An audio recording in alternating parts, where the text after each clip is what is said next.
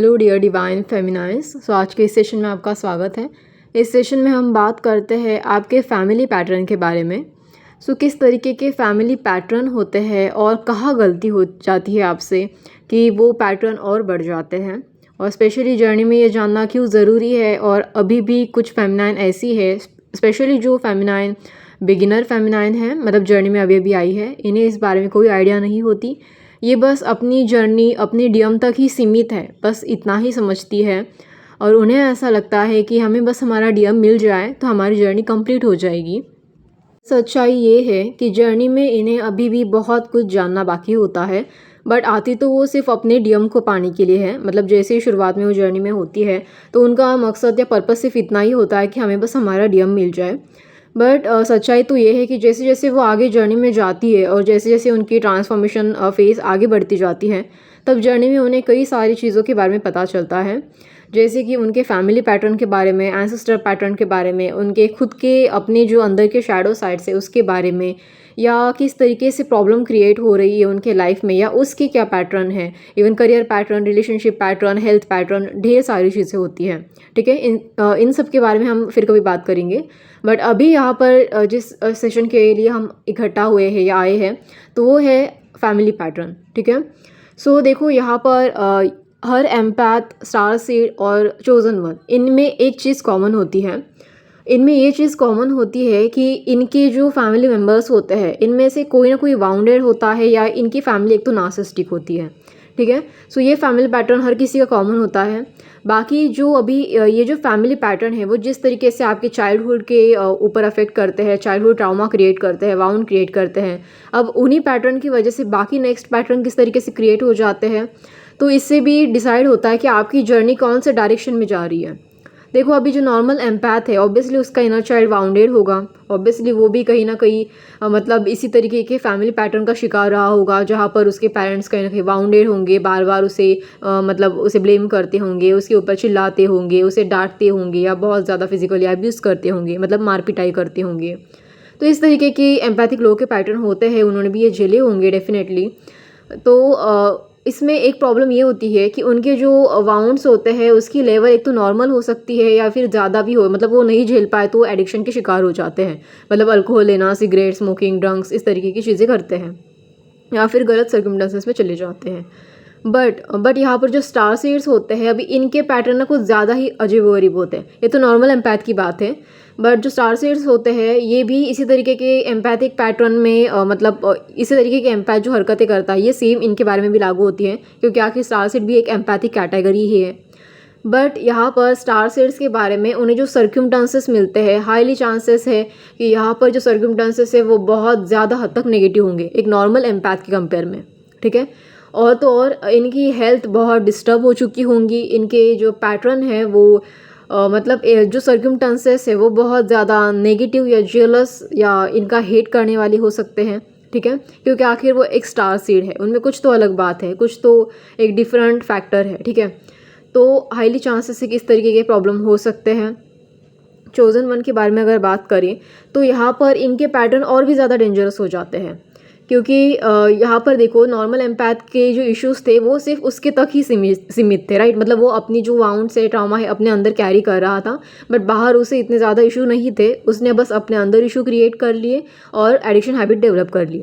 But star seed का क्या problem हो गया, स्टार सीड ने तो अंदर भी हो सकता है कि कुछ बैड हैबिट डेवलप कर ली होगी, अभी ज़रूरी नहीं कि बस एडिक्शन हो, मतलब अल्कोहल वगैरह कुछ अदर चीज़ें हो सकता है कि नेगेटिव बिलीफ सिस्टम डाल दी हो अपने अंदर, या नेगेटिव थॉट्स क्रिएट करना, या एंजाइटी में रहना, डिप्रेशन में रहना, टेंशन में रहना, कुछ इस तरीके की चीज़ें।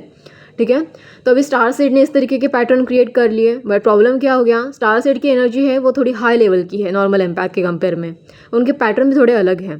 तो उन्होंने क्या कर लिया, जो आजू बाजू के नेगेटिव लोग थे, जो मतलब दूसरों को जेलस करते हैं या मतलब उनके ऊपर अटैक करते हैं, तो इस तरीके के लोग उन्होंने अट्रैक्ट कर लिए अपने लिए। इस तरीके के सर्कमस्टांसेस या फ्रेंड्स उन्होंने अट्रैक्ट कर लिए होंगे।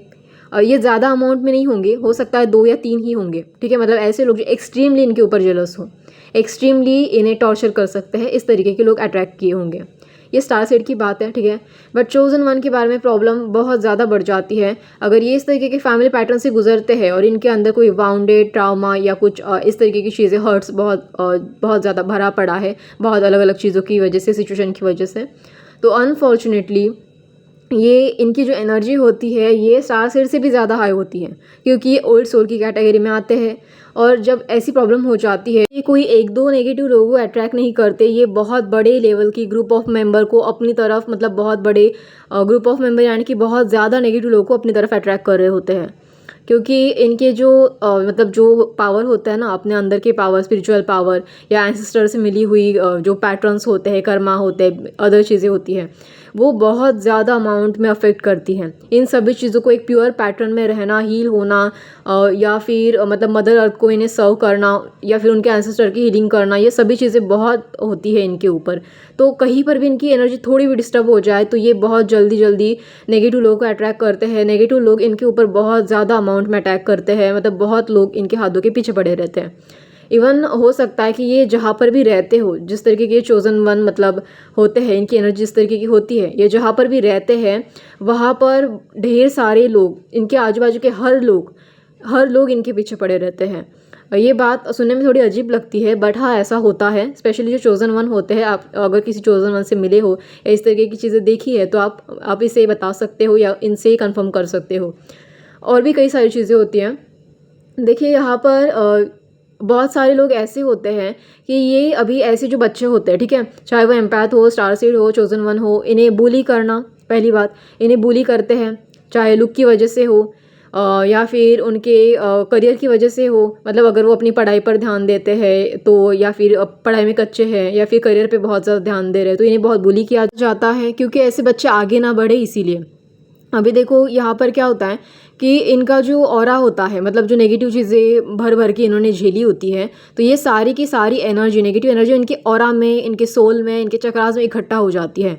और जैसे ही लोग इनकी एनर्जी को रीड करते हैं, मतलब जो नेगेटिव लोग होते हैं, वो समझ जाते हैं इन लोगों की एनर्जी को देखकर कि ये जो बच्चे हैं ये कुछ अलग है, इनमें जो ऑरा भरा पड़ा है वो कुछ अलग है।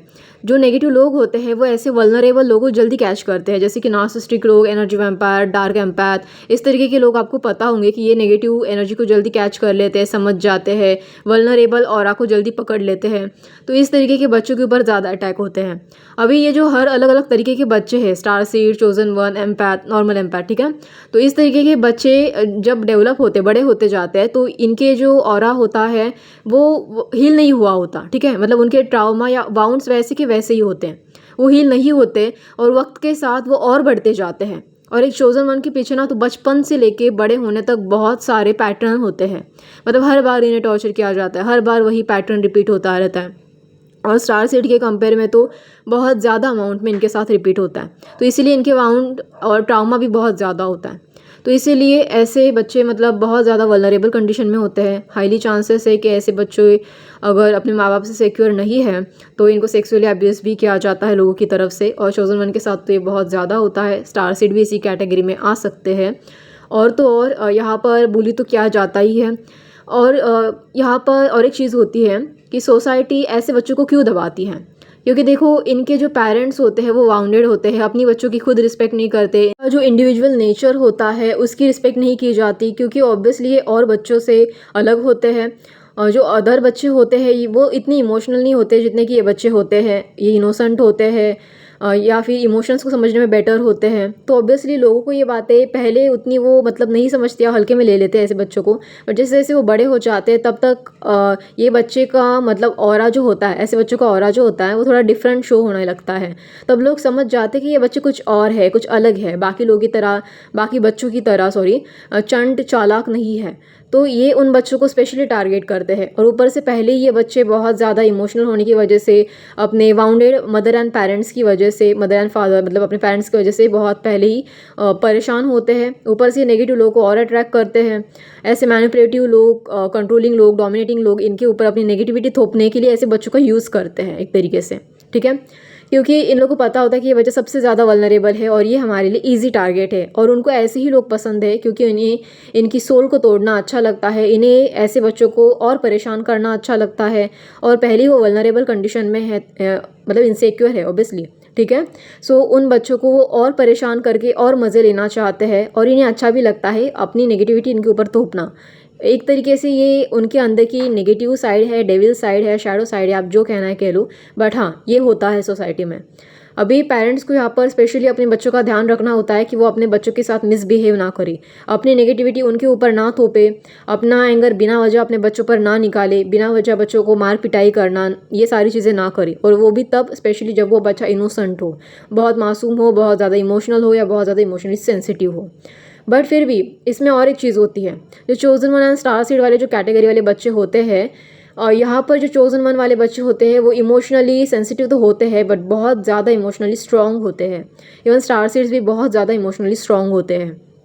तो यहाँ पर जो ऐसे लोग होते हैं ये समझ जाते हैं कि ये बच्चे इमोशनली बहुत स्ट्रॉन्ग हैं, और जबकि वो जो नेगेटिव लोग हैं वो इतने इमोशनली स्ट्रॉन्ग नहीं होते, उन्हें इतने ज़्यादा इमोशंस मतलब कंपैशनेट, करुणा, काइंडनेस, इस तरीके के इमोशंस उनके अंदर नहीं होते, बहुत कम अमाउंट में होते हैं। तो ऐसे बच्चे इतनी सारी नेगेटिविटी झेल कर भी, अपने पेरेंट्स की इतनी सारी नेगेटिविटी झेल कर भी उन्हें बेहतर तरीके से सर्व कर रहे होते हैं, मतलब उनकी रिस्पेक्ट कर रहे होते हैं, उन्हें अच्छे से उनका ख्याल रख रहे होते हैं, उन्हें अपनी तरफ से जो भी बेटर दे सके वो दे रहे होते हैं।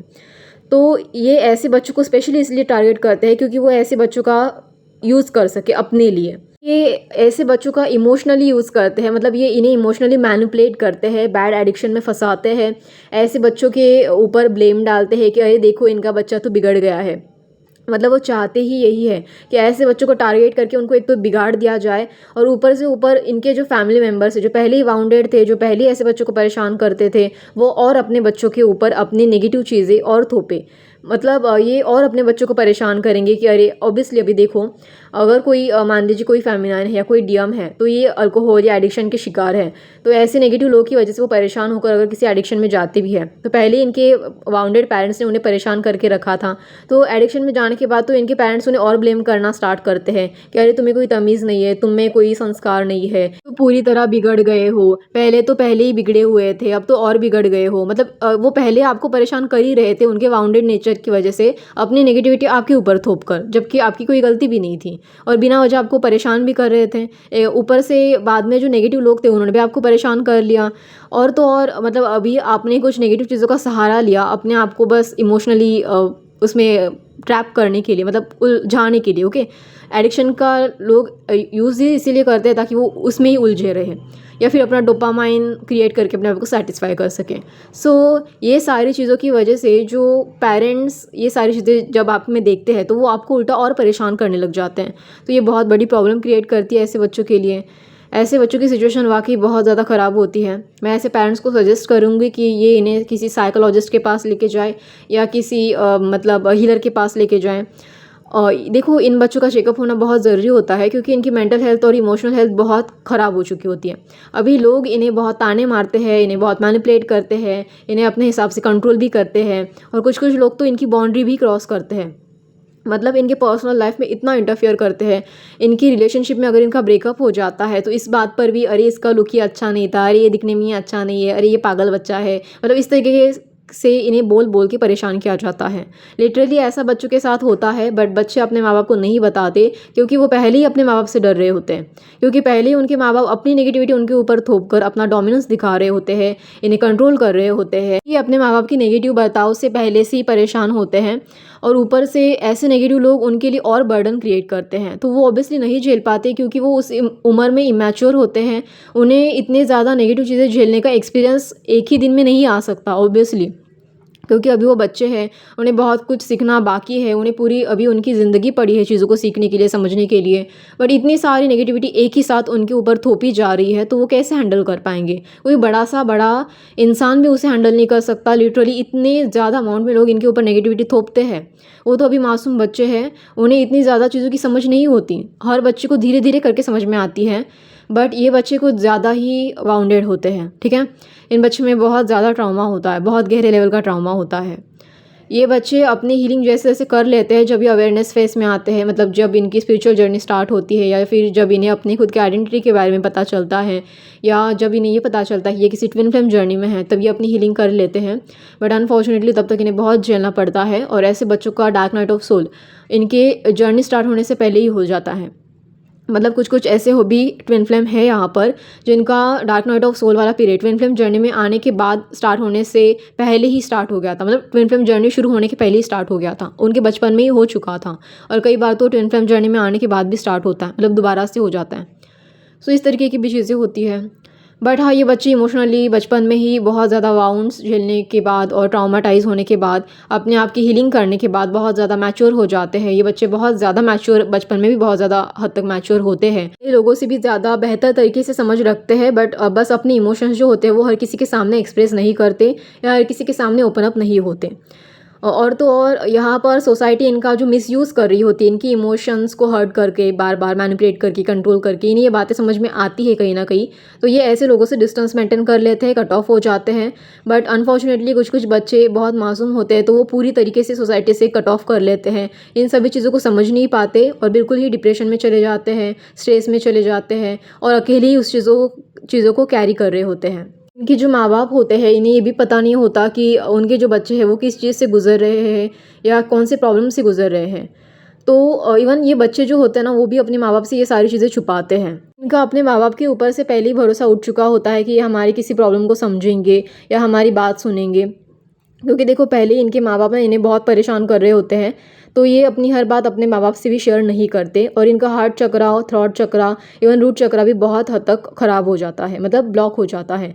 और ये थ्रॉट चक्रा से ढंग से कम्युनिकेशन नहीं कर पाते, ढंग से अपने आप को एक्सप्रेस नहीं कर पाते। हार्ट चक्रा से इनके जो इमोशंस होते हैं वो बहुत ज़्यादा ओवरवेलमिंग हो जाते हैं, एक तो ब्लॉक हो जाते हैं। और रूट चक्रा तो बहुत ज़्यादा इनसिक्योरिटी से भरा पड़ा रहता है, बहुत ज़्यादा वल्नरेबल फील करते हैं। ऐसे बच्चे सोसाइटी में, इवन घर में भी अपने आप को बहुत ज़्यादा असुरक्षित महसूस करते हैं। अनफॉर्चुनेटली ऐसा होता है, तो थोड़ा आप ऐसे बच्चे अगर आप देखें तो ऐसे बच्चों की अगर आप हेल्प करना चाहें तो ज़रूर से करें। और भी एक चीज़ है, जैसे कि ऐसे बच्चे हमेशा जब भी अपने रिलेटिव्स में जाते हैं, इनके रिलेटिव्स भी इसका मिसयूज़ करते हैं ऐसे बच्चों का। अभी वो देखो कैसे, एक तो इनके फैमिली मेम्बर पहले इनसे ढंग से बर्ताव नहीं कर रहे होते हैं और इनके रिलेटिव्स ये सारी चीज़ें देख रहे होते हैं कि किस तरीके से इनके फैमिली मेम्बर्स इन्हें ट्रीट कर रहे हैं या इन्हें मतलब बार बार परेशान कर रहे हैं या इन्हें किस तरीके से इनका जो बर्ताव है वो किस तरीके से है अपने बच्चों के साथ। तो ये जो रिलेटिव्स होते हैं, जो स्पेशली टॉक्सिक रिलेटिव्स होते हैं, जो चाहते हैं कि मतलब किसी का अच्छा ना हो, तो ये बार बार आपको टॉन्ट करेंगे, बार बार आपको परेशान करेंगे। और स्पेशली अगर गर्ल्स के बारे में मैं बात करूँ तो यहाँ पर जो भी गर्ल्स बहुत सुंदर सी होती हैं और आपके यहाँ पर जो भी रिलेटिव्स हैं, मतलब रिलेटिव्स में जो फीमेल औरतें हैं, वो आपको देखकर, अगर आप सुंदर है, आपके पेरेंट्स आपको ठीक से, मतलब आपकी मदर आपको ठीक से ट्रीट नहीं कर रही है, बार बार आपको परेशान कर रही है, अपनी नेगेटिविटी आपके ऊपर प्रोजेक्ट कर रही है, तो वो फीमेल्स भी वही सेम चीज़ें दोहराती है आपके साथ। मतलब वो भी आपको इसी तरीके से परेशान करती है, अपनी नेगेटिविटी आपके ऊपर थोपती है, क्योंकि वो सुंदर नहीं दिख रही है बट आप सुंदर हो, आप दिखने में अच्छी हो, आप बहुत इनोसेंट हो, आप बहुत प्यारी हो, सबका अटेंशन आपको मिल रहा है, ये उन्हें अच्छा नहीं लगता। वो हमेशा आपको किसी ना किसी चीज़ के लिए टॉन्ट ज़रूर से करेगी, जानबूझ के आपकी इंसल्ट करेगी, बुली करेगी, हर वो चीज़ करेगी जो बाकी लोग भी करते हैं आपके साथ, मतलब अपनी नेगेटिविटी थोपने का काम। ठीक है, ये हमेशा आपके साथ ज़रूर से होगा। आप जब भी जाओ कहीं पर, ये आपके साथ होगा ही होगा, ये पैटर्न रिपीट होता है। हालांकि उस तरीके से नहीं होगा जिस तरीके से आपकी मदर मतलब आपको मार पिटाई करती है या फिर गाली गलौज भी करती होगी या फिर कुछ अलग तरीके से टॉन्ट वगैरह मारती होगी, तो वैसे नहीं हो सकता, बट कुछ अलग वे में हो सकता है, बट हाँ होता ज़रूर है। ठीक है, या फिर ये भी हो सकता है कि सिमिलर ही हो। ओके, सो इस तरीके की चीज़ें होती हैं। अनफॉर्चुनेटली ये फैमिली पैटर्न स्टार सीड्स में, चोज़न वन में और एम्पैथ में देखे जाते हैं, तो ऐसे बच्चों को अपना ऑरा फील्ड लॉक करना चाहिए। ऐसे बच्चे अगर स्पिरिचुअल प्रैक्टिसेस में रहे, जैसे कि मेडिटेशन करना, ब्रीथिंग प्रैक्टिसेस करना, क्रिएटिव चीज़ें करना, एक्सरसाइज करना, योगा करना और मतलब भगवान की प्रेज करना या फिर पॉजिटिव रहना, एफर्मेशन करना, इवन जर्नलिंग करना, इस तरीके की अगर ये बच्चे एक्टिविटी करें, ठीक है, तो ये इनके लिए बहुत बेनिफिशियल होता है, क्योंकि ऐसे बच्चे बहुत ग्रो करते हैं, बहुत पॉजिटिव होते हैं। बट एक प्रॉब्लम और एक होती है, इनकी जो पेरेंटिंग होती है ना, इनके पेरेंट्स हमेशा इन्हें ज़बरदस्ती से चलाना चाहते, अपनी तरीके से चलाना चाहते। ये बच्चे अलग तरीके से ग्रो होते हैं क्योंकि इनका जो इमोशंस का फील करने का तरीका होता है या समझने का तरीका होता है वो बहुत अलग होता है औरों से। ठीक है, एक्चुअली हर बच्चा अलग होता है, तो ये भी उसी तरीके के बच्चे होते हैं, बस होते थोड़े इमोशनल है, इतना ही। और सोसाइटी इमोशनल बच्चों को देखकर उन्हें कमज़ोर महसूस करती है या कमज़ोर महसूस करवाती है। ठीक है, और ऐसे बच्चों के साथ क्या होता है ये तो मैंने आपको बता ही दिया। बट और एक चीज़ है, यहाँ पर ना ऐसे बच्चों को बहुत ही मतलब जेंटल वे में और इनोसेंट तरीके से ही ट्रीट किया जाता है। ऐसे नहीं कि इनके सामने बदतमीज़ी से बर्ताव करो, इन्हें अच्छा नहीं लगता, या आपसे डिस्टेंस मेंटेन कर लेंगे, इन्हें गाली गलौज करो या इन पे हाथ उठाओ, ये आपको पसंद नहीं करेंगे। और एक चीज़, ऐसे बच्चे आपकी रिस्पेक्ट करना तभी पसंद करते हैं जब आप इनके साथ जेन्युइन हो। ये इमोशंस को बहुत अच्छे से समझते हैं। देखो, ये बच्चे होते इमोशनल है तो ये वीक है ऐसा नहीं होता। ये दूसरों के ऑरा को, नेचर को, बिहेवियर को, इमोशंस को और इनके जो बॉडी लैंग्वेज होते हैं उन सबको सभी चीज़ों को मतलब बहुत अच्छे से एनालाइज कर रहे होते हैं, बहुत अच्छे से ऑब्जर्व करते हैं। हर एक छोटी से छोटी डिटेल ये पकड़ लेते हैं। कौन हमारे साथ जेन्युइन है, कौन ड्रामा कर रहा है, इन्हें सब कुछ समझ में आता है। कुछ बच्चे इतने भी स्मार्ट होते हैं। अभी कुछ बच्चे जो अवेयरनेस में नहीं होते हैं, जो बहुत ओवरवेलमिंग हो चुके होते हैं, तो ऐसे बच्चे वैलिडेशन ढूंढते हैं बाहर जाकर। मतलब इन्हें ऐसा लगता है कि कोई तो हमें ऐसा मिल जाए जो हमें अच्छे से ट्रीट करे, हमें प्यार करे। तो अक्सर ये गलत संगत में या गलत सर्कमस्टेंसेस में फंस जाते हैं और यहाँ पर इनकी लाइफ ख़राब हो जाती है। तो ऐसे जो बच्चे होते हैं, इनकी लाइफ ख़राब करने के लिए सोसाइटी रेडी ही बैठी रहती है। और स्पेशली जो चोज़न वन होते हैं, मैं उनकी बात कर रही हूँ। स्टार सीड के बारे में भी लागू होता है, बट फिर भी चोज़न वन के पैटर्न बहुत डेंजरस होते हैं। और एक चीज़, ये मैं अपने एक्चुअली पर्सनल चीज़ों से या एक्सपीरियंस से बता रही हूँ, ठीक है। इसमें और एक चीज़ होती है कि ऐसे जो बच्चे होते हैं, इनकी क्रिएटिविटी बहुत अच्छी होती है, तो इनके जो फील्ड चूज़ करने के तरीके होते हैं ये अलग होते हैं। तो इनके पेरेंट्स को इन्हें सपोर्ट करना चाहिए जिस भी फील्ड में जाना चाहते हैं, चाहे वो हीलर बनना चाहते हैं, चाहे वो साइकोलॉजी में जाना चाहते हैं, चाहे वो डॉक्टर बनना चाहते हैं, चाहे आयुर्वेदा में जाना चाहते हैं, या चाहे टीचर बनना चाहते हैं, मॉडल बनना चाहते हैं, एक्टर बनना चाहते हैं, जो भी बनना चाहते हैं, ठीक है। और एक चीज़ होती है, ये बच्चे को मतलब ना नेगेटिव चीज़ों के बारे में भी बताना ज़रूरी है। इस तरीके के जो बच्चे होते हैं, इन्हें नेगेटिव चीज़ों के बारे में ना बताया जाए। मतलब मैनिपुलेशन किस तरीके से होता है, कंट्रोल किस तरीके से करते हैं, सोसाइटी में क्या नेगेटिव चीज़ें चल रही है, किस तरीके से लोग डोमिनेट करते हैं, हमें अपनी बाउंड्री कैसे सेट करनी चाहिए, इस तरीके की चीज़ें अनफॉर्चुनेटली इनके पेरेंट्स इनको सिखाती ही नहीं। तो इसलिए बच्चे गलत संगत में फंस जाते हैं, गलत प्रॉब्लम में पड़ जाते हैं।